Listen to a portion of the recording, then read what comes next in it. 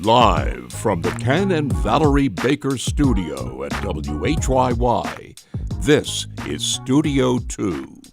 On Monday, February 9th, welcome, friends, on Into the Program. I'm Cherry Gregg. I'm Avi Wolfman-Arndt. So Philadelphia is bracing for one of the biggest school shakeups in more than a decade. The school district of Philadelphia has released a $2.8 billion facilities plan that would close 20 schools starting in the 2027 to 28 school year, co-locate 6 others, and modernize more than 150 buildings across the city. Now, this is not surprising because district leaders say it is necessary. Enrollment is down, thousands of seats sit empty, and too many children are learning in buildings with serious infrastructure problems. So today, we're going to talk to Superintendent Tony Watlington for a full hour and give him an opportunity to explain his plan and to take your questions. There's been a lot of pushback recently from parents and teachers and others in communities. And city council. We'll get to that. Well, we'll talk about the politics of all of that. And we also want to hear from you.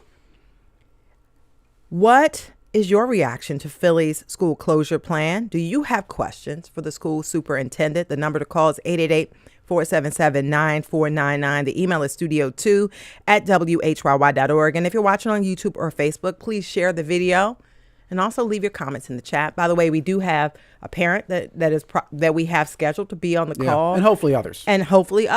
And teachers and folks impacted will call in. 888-477-9499. The email is studio2@whyy.org. But first, a trio of other local news stories, starting with one that's kind of adjacent to the show today. As you heard, we'll be talking about the school district's new facilities master plan on the show today.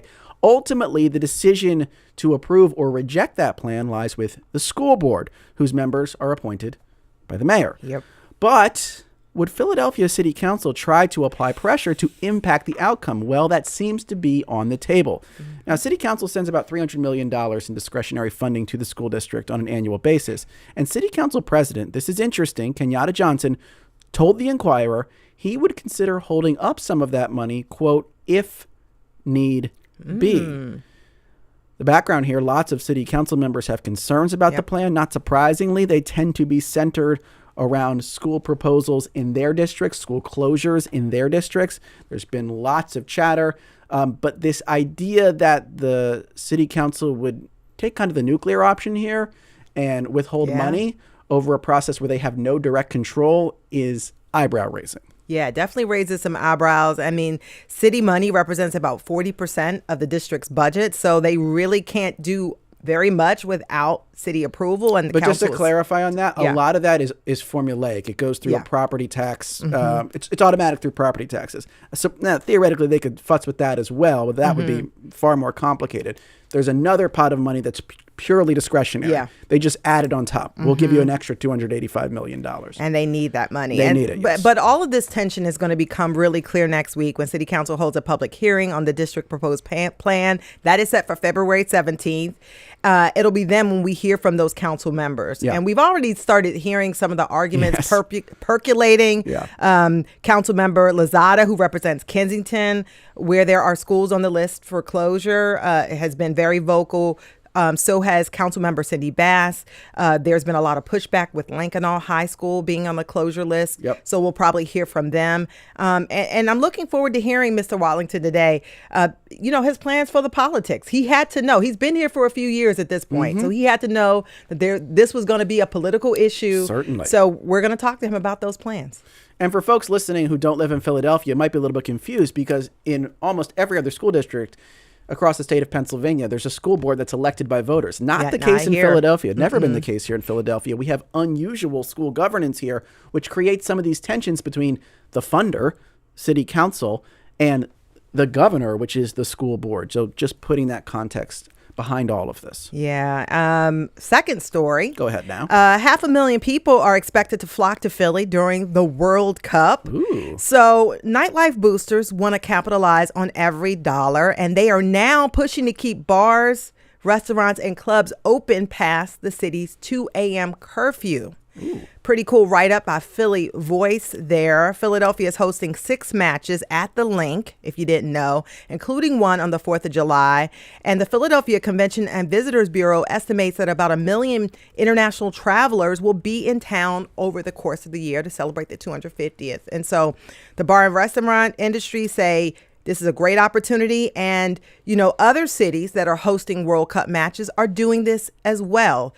New York and Miami, they offer bottle service until 4 a.m. Kansas City, which is also hosting 6 matches.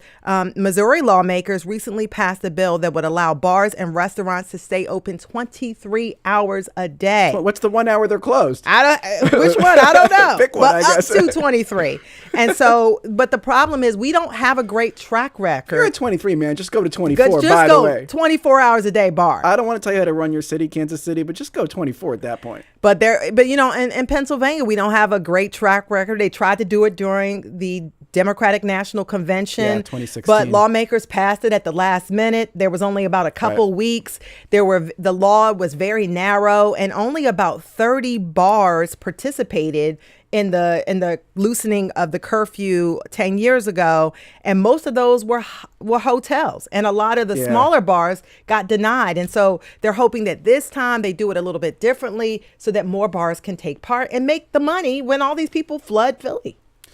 Here are the countries, by the way, that we know will be playing matches in Philadelphia. Cote d'Ivoire, Ivory Coast, Okay. Ecuador, Brazil, Haiti, France, Curacao, Croatia, Ghana, and there's going to be a couple others we don't know yet.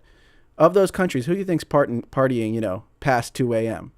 I got my eye on Croatia. Croatia, really? Small but mighty. I think 3 a.m., 4 a.m., the Croats are still out there throwing a couple back. And then they want it to happen the entire time that the World Cup is happening, because the matches are all different times of the day. Right. And so you could go to a bar with your friends at 2 a.m. and watch a game across the world, right?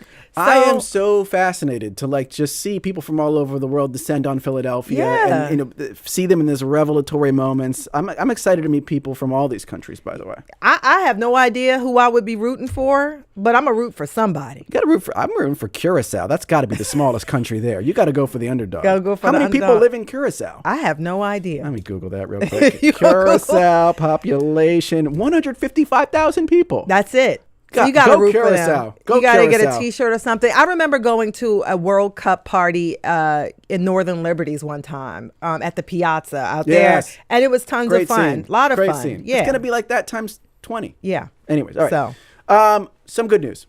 The saga of the Philadelphia ice car is and you know what over, he's talking about. and it has a happy ending. So if you missed this earlier, Philadelphia teacher Tiana Graham parked her car in Fishtown recently. She returned to find it completely encased in ice. Poor thing. It's possible the cause of this was a nearby water main leak. It could have been water dripping from a highway overpass. Either way, some water combined with cold weather turned her car into a straight-up popsicle. Yep. Pictures of the car went viral. It became a feature on Google Maps. Not making that up. And the car was ruined. Yeah. Here's the good news. The used car company Carvana stepped in. They have gifted Graham a 2022 Honda Civic. So now she's got a new car, no ice on the car, and she's good to go. Yay. And because ice had clogged her tailpipe, totaling her car, and it was so sad, and it's nice. And she's a teacher. She gets the win here. Go teacher. Yay. And we're talking about teachers in schools today, so we're happy for her. Now, in addition to this Philadelphia ice car, there is a South Jersey ice truck. Some idiot drove onto a frozen pond in Ocean County and started doing donuts, and then the ice cracked and the truck sank, and now the truck is iced over and still stuck in the middle of the pond. Thank God the driver's okay, but he is being charged with several crimes. No word on whether the show Jackass will replace his car. Yes. By the way, this one made me mad because, first of all, the driver was in his 40s, 44 to be exact, according to the reporting. So he was grown and knew better. Second, he didn't report that his car or his truck had sunk. So first responders, they were freaked out. Actually, went out to the site, thought someone could be inside frozen, and so you risk lives doing a prank like this and not reporting it. Yeah. By the way, no reaction to my Jackass joke. Just let that one go right over. I apologize. Yeah, that's fine. It's fine. Good co-hosting. I apologize. I was still mad at this guy. I was mad at him. I do think the weather is slowly or maybe quickly driving all of us insane. or maybe just me, but the South Jersey ice truck is evidence of a society that seems to be collapsing from the inside. Yeah. It is collapsing. Like, we don't know what to do. It's too cold. It's been too cold for too long. We're doing donuts on ice ponds. Like, we're losing it, man. I'm losing it. And that, by the way, that little area of ice, I was too looking thin. at flights to Miami. You were we need to get out of here. I don't know what to do. It's too much. You know what we're going to do today? We're going to distract ourselves with a really important conversation about Philadelphia's facilities plan, which could result in 20 schools closing. We'll have the superintendent in on the other side of this break. Give us a call, 888-477-9499. Email studio2@whyy.org.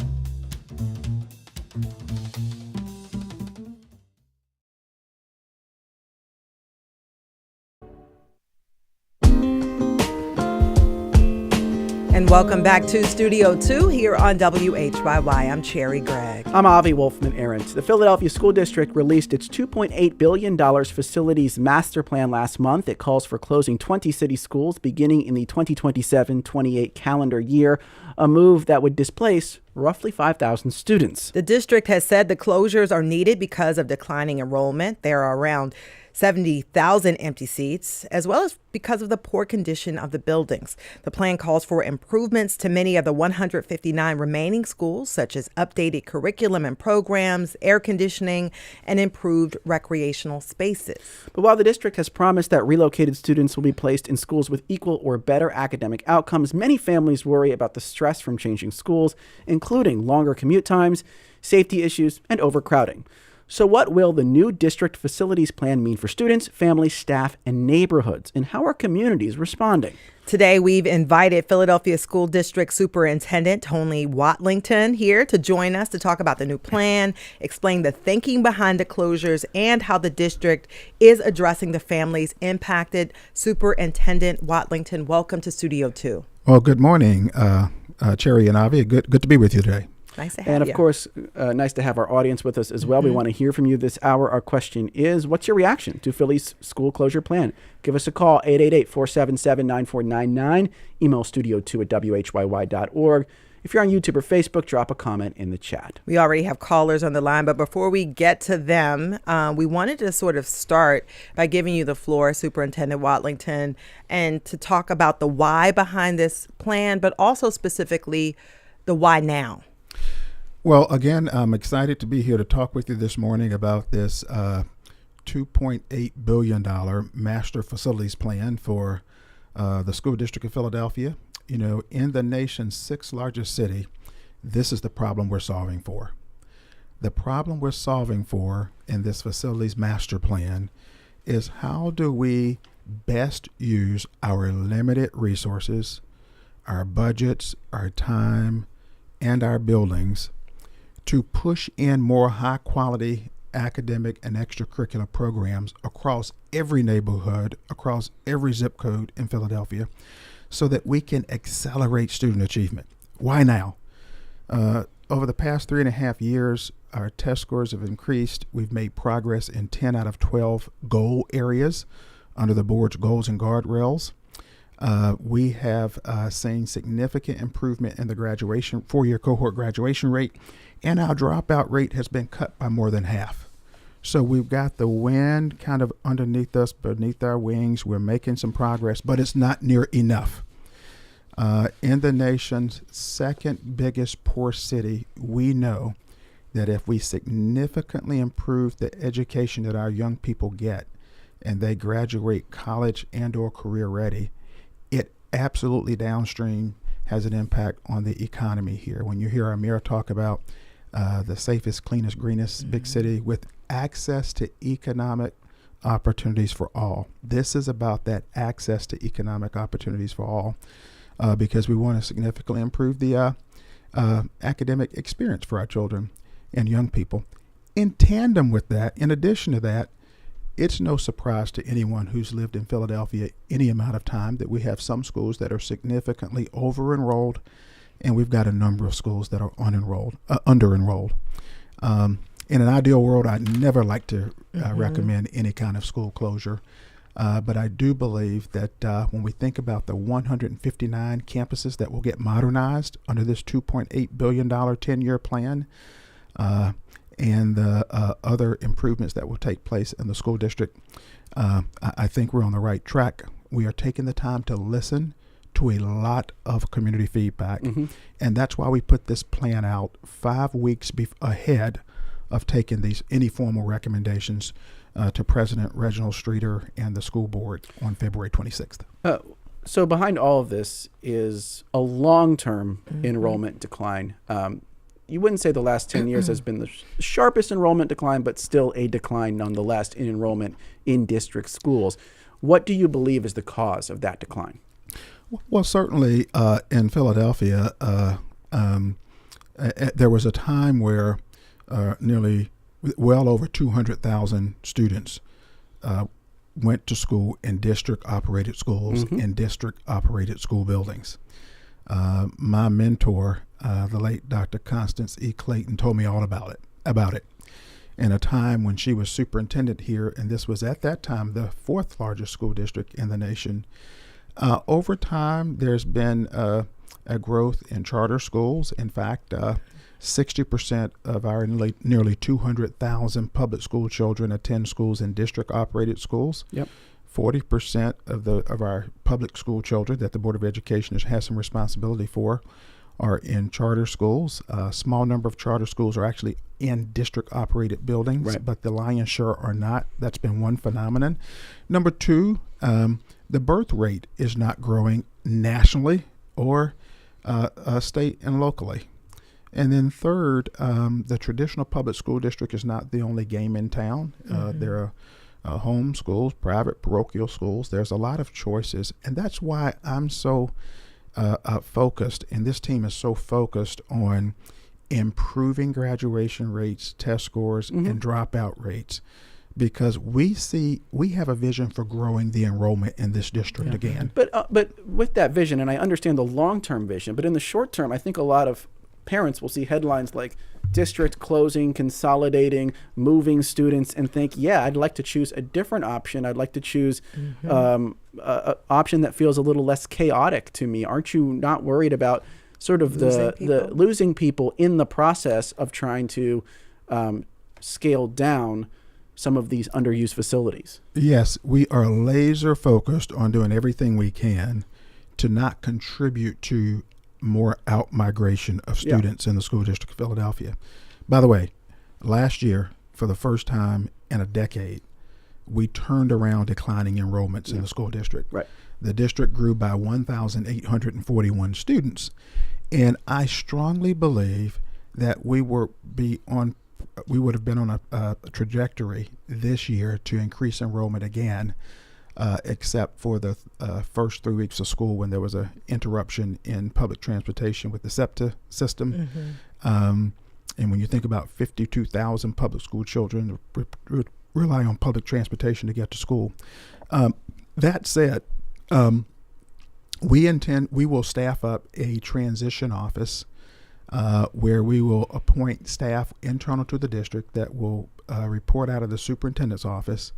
And this staff and its leader will wrap their arms around any families that are displaced and provide one-stop shop support and services that ranges on one end from social and emotional and mental health wellness and supports to the other end of transportation, helping to ensure that children's academic performance goes up and not down, and that their daily attendance goes up and not down, because that did not occur in 2012-13, according to the research. And we have a caller I want to bring in just a moment, but I wanted to ask you what lessons, I know you were not here in 2013 when the city had to manage, the closures of schools, and it was very traumatic. But from what you've learned about that process, what do you see are the main, I guess, goals and things that will be different in this transition as you manage closures? One lesson that we've learned as we've studied two pieces of research. We've read the research put out by the University of Pennsylvania and Research for Action, and we've done a lot of talking to people research in this city who told us that, number one, we need to be very transparent. Now, remember, in 2012-13, the previous board and superintendent, Dr. Bill Hite, were facing a $1.2 billion deficit. Right. It was a financial crisis. And this is not. And they had to move really fast. Because of some good work that's happened over time, we're in a different space. We don't have that $1.2 billion deficit. We've got a $300 million structural deficit and a way to pay it down. But one, be transparent. People said, listen, don't surprise us. It's no secret. We know we have under and over enrolled schools. If there are going to be some changes, talk to us, shoot us straight, give us time to react to it, and do that in a way that we don't learn about this on air from Cherry and Avi. Sure. Yeah. Number two, we were told, think about the impact on communities where schools have always been the center of the public square, anchors of a community. Think about it from the perspective of a parent, and we've done our level best to do that. And then third, once there are some recommendations on the table, make sure that there's ample time and processes before you go to the Board of Education, before the board considers action, so that we can be heard and we can be assured that you heard our voices. And we're doing all three of those. All right. Let's bring in a caller. We have Nulla from Northwest Philly. She is a student from Lankenau High School. We figure we start with a student caller. Nulla, you're on Studio 2. What's your question or comment? Good afternoon. I have a question for Dr. Watlington. My question is, I also want to introduce myself as well. I do come from Lankenau Environmental High School. I'm a senior, and I did want to know, why shut down Lankenau, or why possibly think about shutting down Lankenau? Because we provide many opportunities for our students. We even have CTE programs for our students. We're one of the only schools in the state and city that provides this program for our students. So what I would like to say is, in January 2024, Mayor Sherelle Parker released her 100-day action plan, in that she shared her vision for a, end quote, a safer, cleaner, and greener Philadelphia. Do you think that recommend the states and cities' only environmental school for closure aligns with her vision for a cleaner, safer, greener Philadelphia? Thank you. Thank you so much for that call. Yes. So Lankenau High School, we should clarify, is one of the schools on the closure list. Look, maybe you could talk specifically about why the decision was made around Lankenau. There's been a lot of pushback around that specific school. And I guess in answering that, maybe talk us a little bit more through how you are making these decisions. Absolutely. First, I want to thank this very fine student for that question. I thought it was asked quite well. And it reminds me of a visit I took to Lankenau Environmental School with President Bendapudi from Penn State and Senator Vincent Hughes and some other folks. And we got to see students hands-on work around some environmental issues and some great presentations. Look, there are no perfect decisions when we have a district with such high levels of under-enrollment in some areas. There are no perfect recommendations in a district where when we have a cold snap like we're experiencing today in the past week, and at midnight or 2 a.m. in the morning, the boilers don't fire in some of our buildings and the HVAC system shut down, and we get bursting pipes. We get bursting pipes like we had at Dobbins High School a few days ago. And we've got to figure out how to tackle all those challenges. Why did we, in these set of recommendations, pick some schools and not others? We gave a survey and a couple of surveys, and we had record participation rates. And the public in Philadelphia, to the tune of 8,000 Philadelphians, told us there are 4 major themes they want these recommendations to center around. And one of the themes that we heard strongly, to the tune of 70% or higher, and these survey responses came from every single zip code in Philadelphia. That is really significant. One of the themes is that we ought to figure out how to reinvest in neighborhood high schools.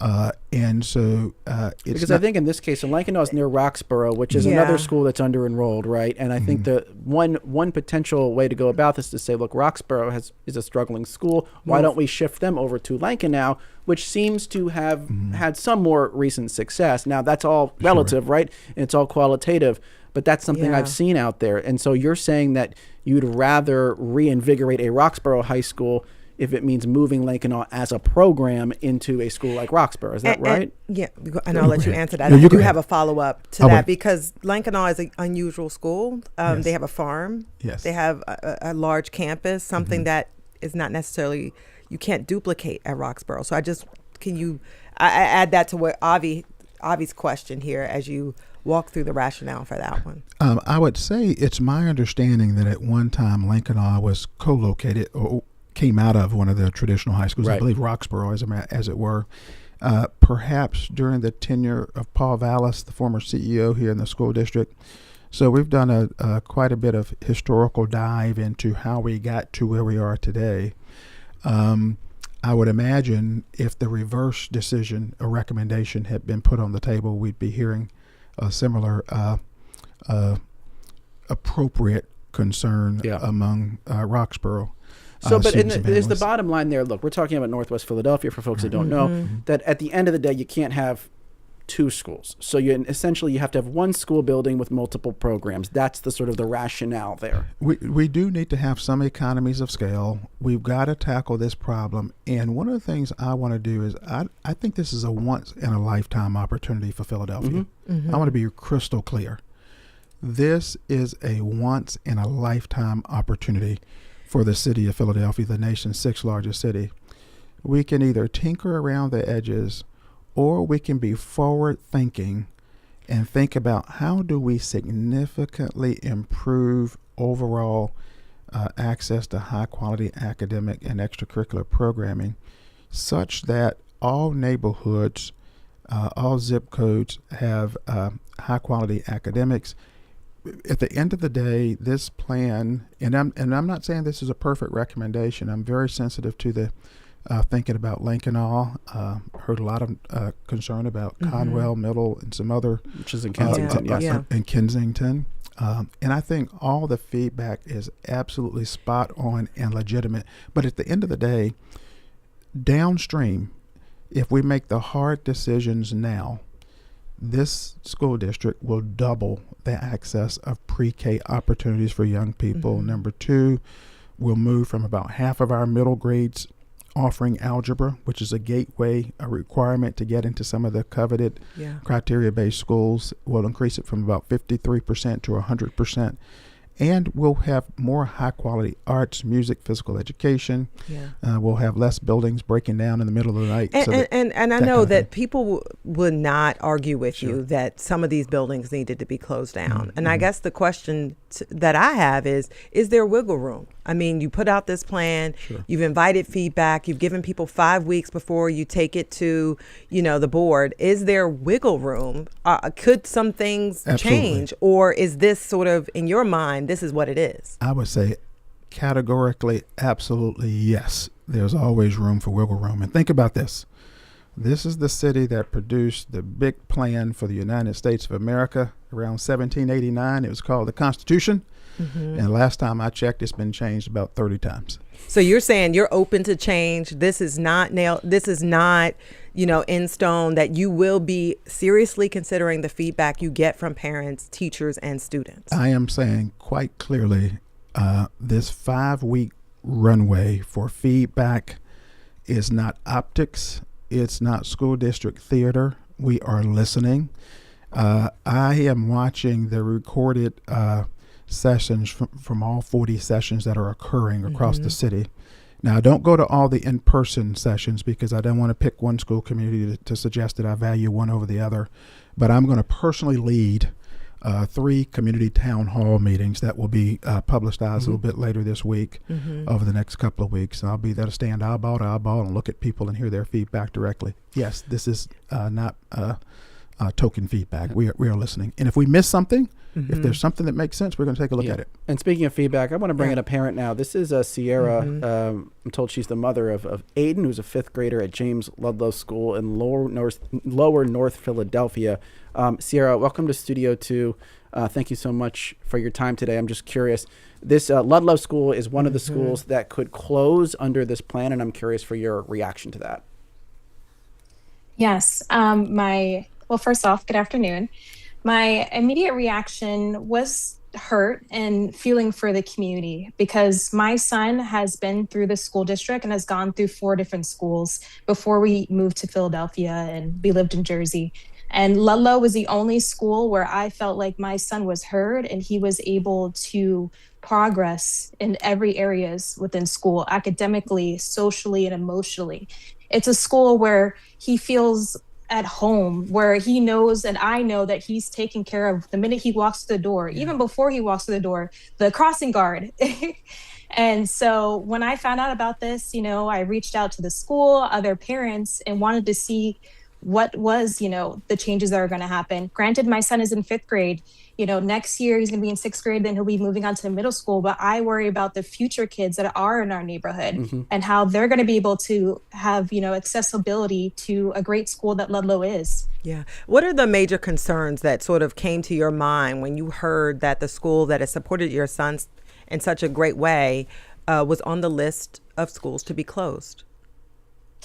Honestly, I really like at Ludlow the smaller class sizes. I like the individual services that they do provide for my son, as well as, the proximity to the new school, how the kids are going to get there, the traveling time to getting there, the busing, and if that's even going to be offered. Yeah.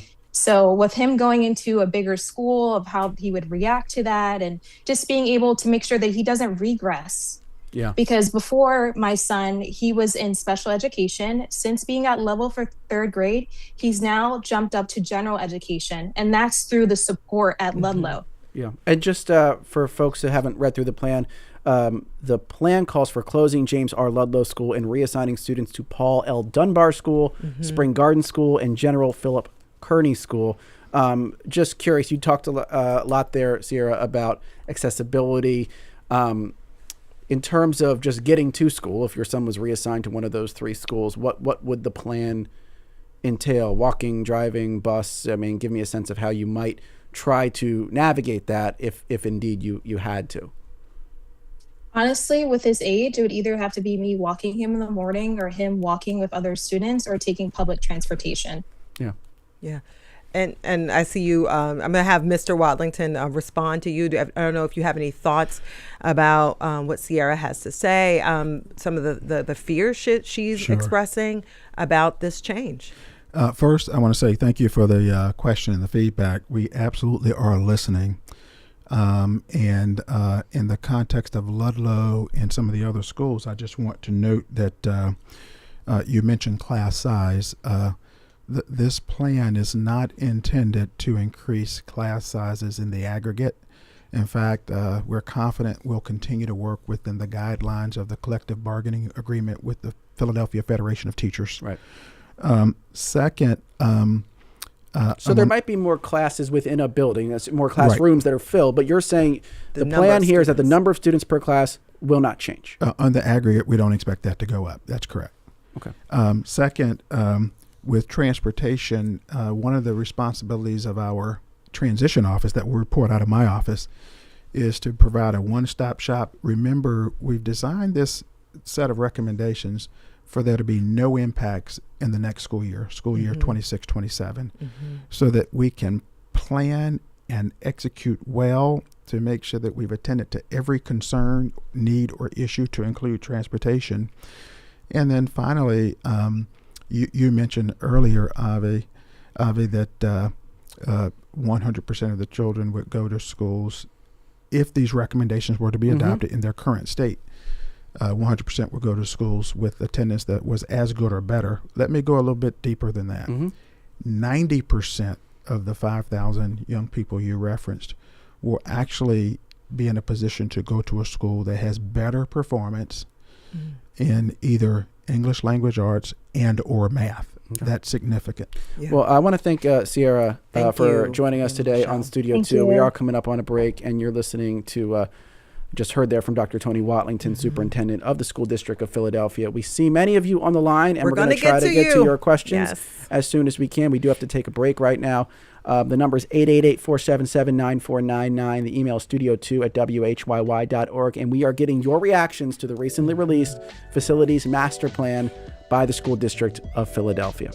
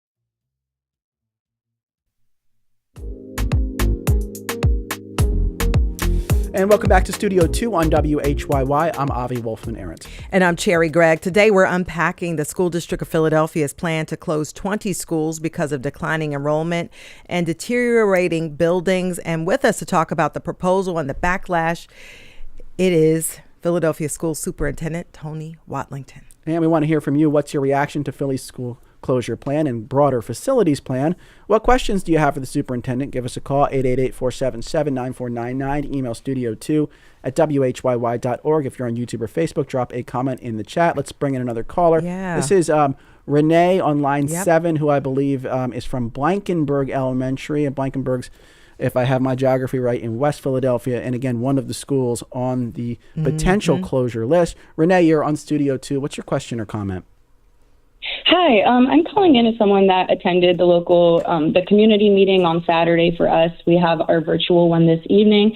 And I would like to ask Superintendent Watlington what the algorithm was that was actually used to decide these factors. I see that factors have continually been listed out and scores given, but there's no clear algorithm, nor is our information correct with our scores around our community.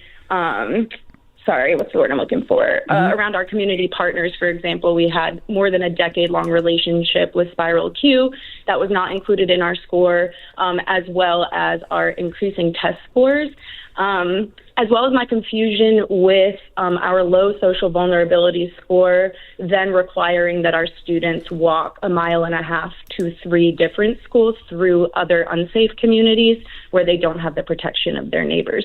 So I'm a little confused by both the algorithm and then how y'all plan to fix and then reintroduce the data to the public that's more accurate for each of these schools that have been told to close.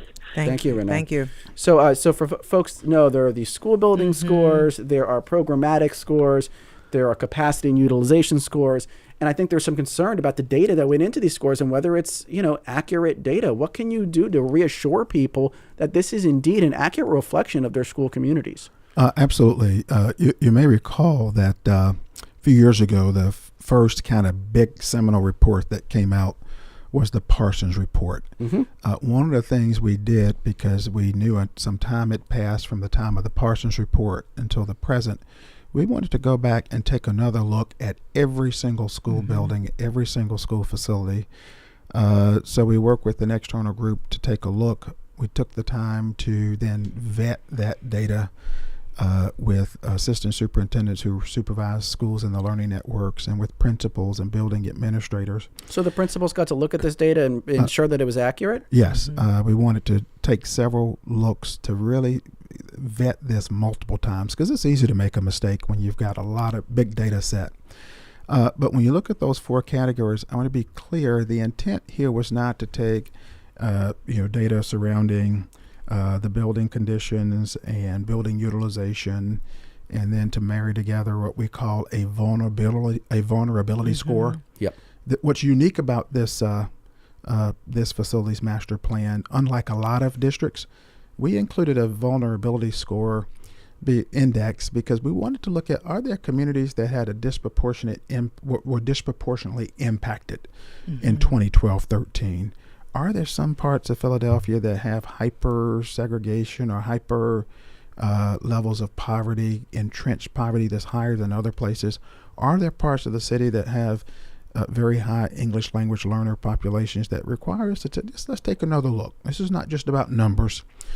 But to the extent that there are those 4 scores you referenced, this is not a process where you just take 4 scores together, add them together and divide by 4, and then rank from top to bottom. Everything. There's some discretion in there, is what you're saying. There's some discretion in there in terms of hearing the lived experiences and stories of people who live in these communities. There's some discretion inherent in the process because what people tell us is very unique in context that you don't always get from numbers.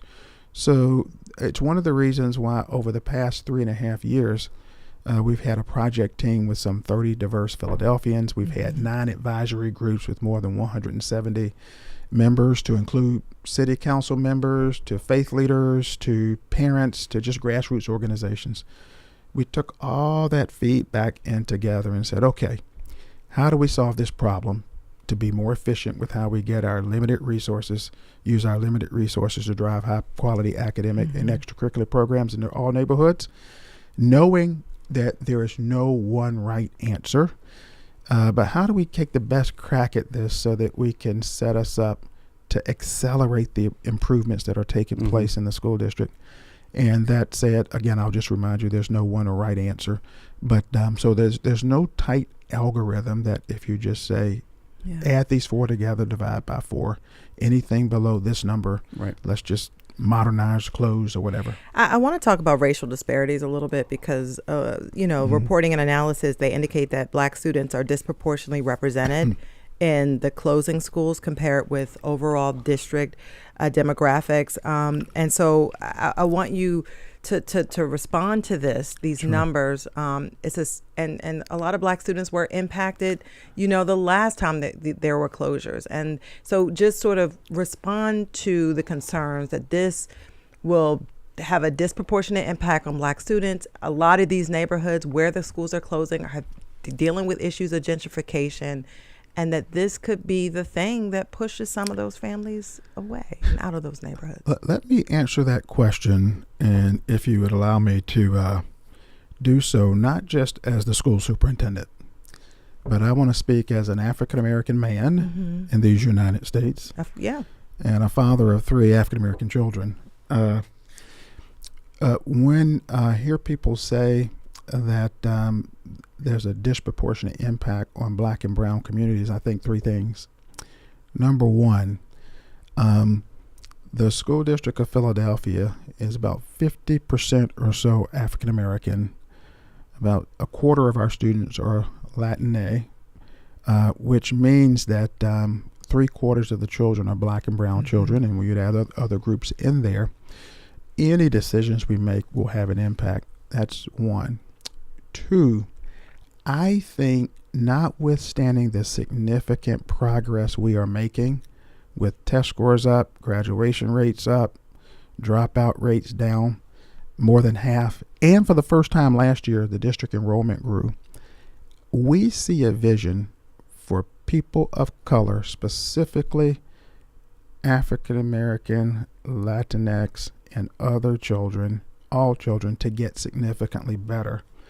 When I look at the data over the past decade, for example, when you look at how Black and brown children are performing in the nation's report card, we've gone from dead last pre-pandemic in 4th and 8th grade, some areas, particularly in math, among the big cities in the United States, to the top of the pack in terms of growth. There is no large urban peer district that has made more improvement in the past 4 to 5 years in 8th grade math on the nation's report card than the school district of Philadelphia, and it's not good enough. No district except Los Angeles Unified that has made more progress than we have. But when you look at our performance in the nation's 6th largest city, we can't be, I think we've already hurt Black and brown children by the fact that the majority are not proficient in math or reading.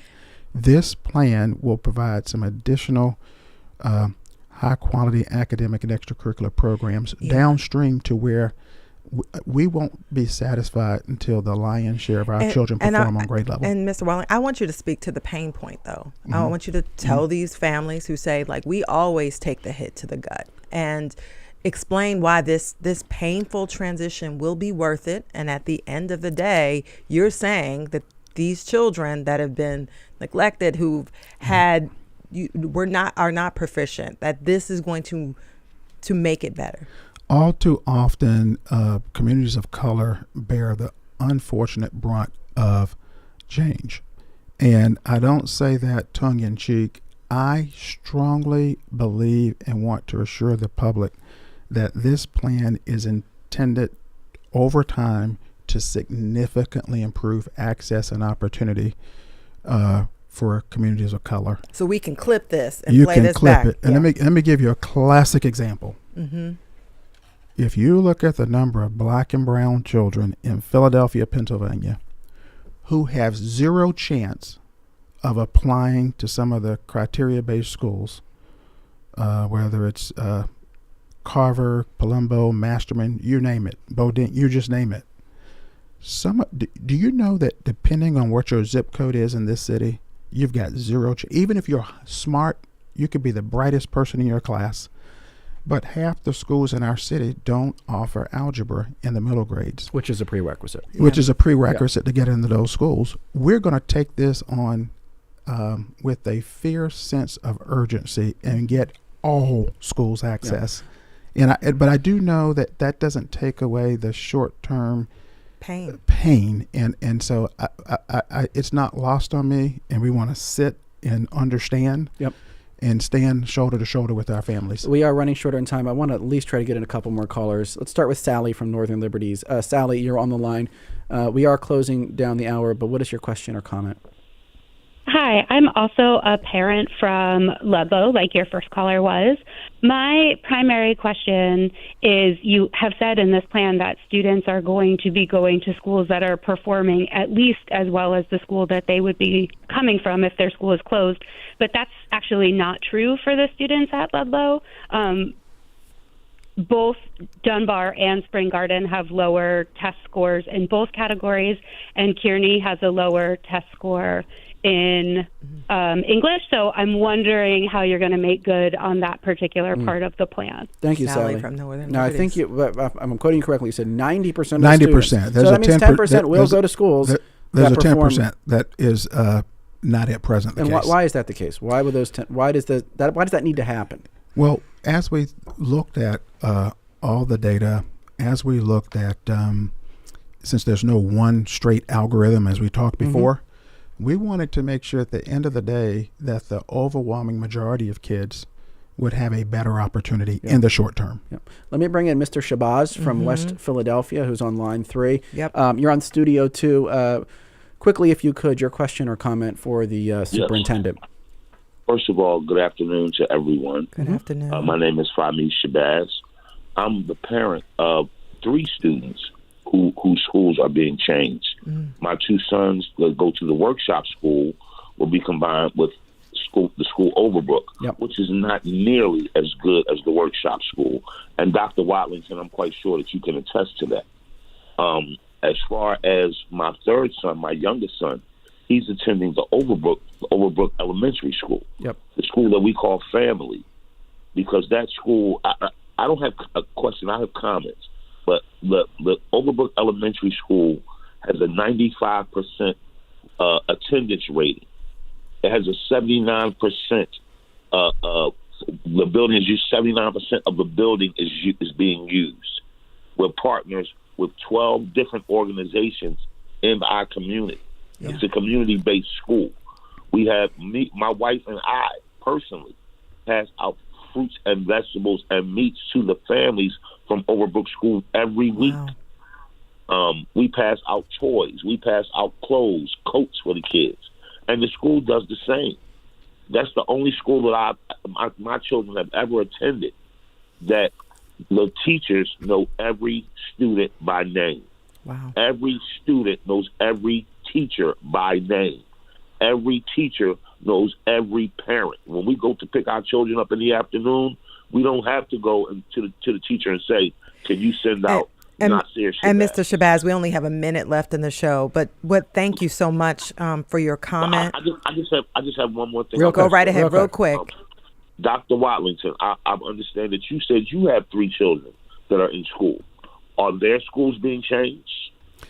My 3 sons are have graduated from high school, and no, their schools are still the same schools intact when they went there.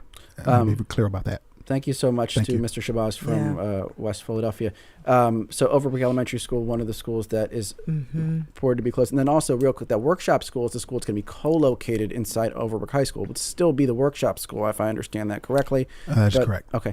Look, we're wrapping up here, but real quick, a lot of pushback on City Council. Do you expect City Council to have a strong voice in which schools close and which schools don't? We only have about 20 seconds. We absolutely expect the City Council members to be very concerned about any changes that happen in their councilmatic district. And so this week and last week and next week, we'll continue to have meetings with both Council President and individual members of Council as appropriate. And we're listening to their feedback as well. Yes. Thank you so much for listening to our listeners' feedback today. That is Philadelphia Schools Superintendent Dr. Tony Watlington. Appreciate the time. Thank you so much for having me today. And thank you to Samad, Ms. Brooks from North Philadelphia, to Stephanie from West Philadelphia for calling in, and to everybody who wrote in your questions.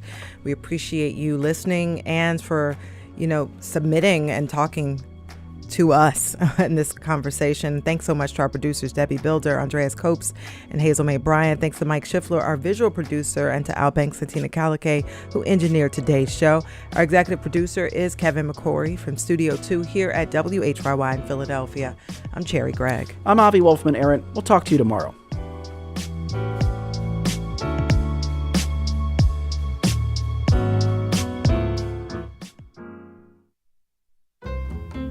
Tomorrow at noon on Studio 2, opening arguments are underway in a bellwether social media trial in Los Angeles.